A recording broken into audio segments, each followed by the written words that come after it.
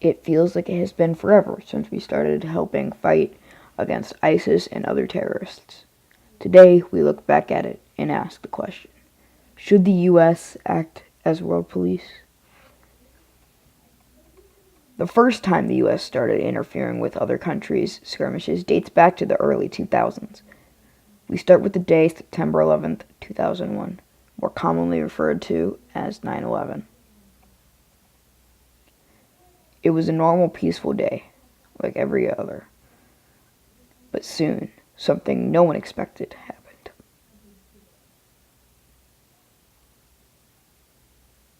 Four planes had been hijacked mid-flight by a group of terrorists. The terrorists flew two of the planes into two skyscrapers at the World Trade Center in New York City. The impact caused the buildings to catch fire and collapse. Another plane destroyed part of the Pentagon, the U.S. military headquarters, in Arlington, Virginia. The fourth plane crashed in Shanksville, Pennsylvania. Officials believe that the terrorists on that plane intended to destroy either the White House or the U.S. Capitol. Passengers on the plane fought the terrorists and prevented them from reaching their goal. In all, nearly 3,000 people were killed in the 9/11 attacks. The hijackers were from the terrorist group Al-Qaeda, led by Osama bin Laden. Al-Qaeda practices an extreme version of the religion of Islam. The group is intensely opposed to the United States and other Western democratic nations. They are especially against the military presence of these countries in Arab nations. Since the group's creation by bin Laden in the late 1980s, Al-Qaeda has helped coordinate and fund numerous bombings worldwide. In October 2001, the U.S. and its allies invaded Afghanistan, where Al-Qaeda was based. The extreme Islamic group that ran Afghan's government, known as the Taliban, were protecting bin Laden and allowing Al-Qaeda to run training camps in their country. U.S.-led forces soon brought down the Taliban. They're still working to help rebuild and stabilize the nation. Since 2001, many Al-Qaeda members have been captured, or killed. On May 1st, 2011, U.S. troops killed bin Laden where he was hiding in Pakistan. Al-Qaeda is not still active and has been eclipsed. However, parts of Afghanistan are still in anarchy. On the bright side, there is some good news. A study shows that from 2004 to 2010, the life expectancy has risen from the average of 42 years old to 62 years old. As a result, nearly 100,000 Afghan children who would have died now don't. In terms of lives saved, it would have been as if the entire tragedy would have never happened. But when the U.S. tried to help in 2003, something else happened. The project was known as Winning Hearts and Minds, and the U.S. poured money into the country. Projects largely ignored the poorest areas and instead targeted hotspots of insurgent activity.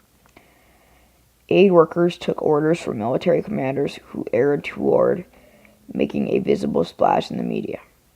Then in the long run, not only did the projects build schools and clinics without budgeting for teachers or nurses, but the U.S. had built the walls so flimsy that in the instance of a natural disaster, such as an earthquake, the building would just collapse. The war in Afghanistan continues to destroy lives due to the direct consequences of violence, and war-included breakdown of public health, security, and infrastructure. Civilians have been caught in crossfire, killed by explosives, and have been assassinated. Even in the absence of fighting, unexploded devices still continue to kill. Overall, more than 104,000 people have been killed in Afghanistan since 2001, 31,000 of which were civilians. An additional 41,000 have been injured since then. Next in the timeline is Iraq. Starting in March of 2003, the invasion of Iraq went till May of that same year. war itself had went on until December of 2011. However, had Afghanistan proved as difficult at the very beginning of the war as it did at the end, the U.S. probably would not have invaded Iraq. Had the U.S. put more effort into Afghanistan, we may not have gotten involved in Iraq. Supposedly, the main reasons U.S. got involved in Iraq is because they were housing terrorists and nuclear weapons. But this isn't 100% confirmed. News websites are torn on this subject and can still not agree on how it started.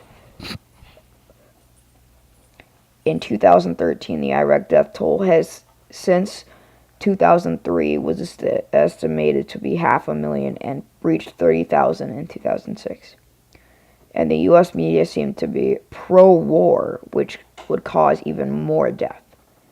Not much info is known on Iraq, but the deaths show no sign of stopping.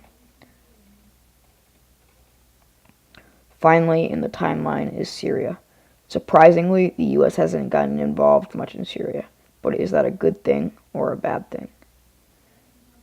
We must have global vigilance, and never again must we be shy in the face of evidence, former President Clinton said.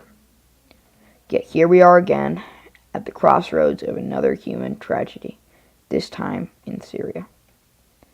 And yet again, Syria is tainted by failures in the past. The U.S. have been staying out of Syria business, but was it worth all these lives? Syria has been targeted by Assad and ISIS. This, in turn, made three sides fighting over the same country. Currently, Lebanon has the most displaced Syrian citizens and is in the prime position for another attack.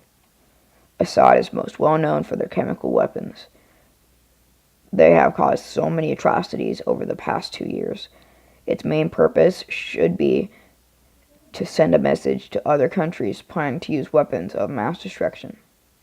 Military intervention very much should be used to stop the mass killings of hundreds of thousands and the displacements of millions, to stop the crime against humanity.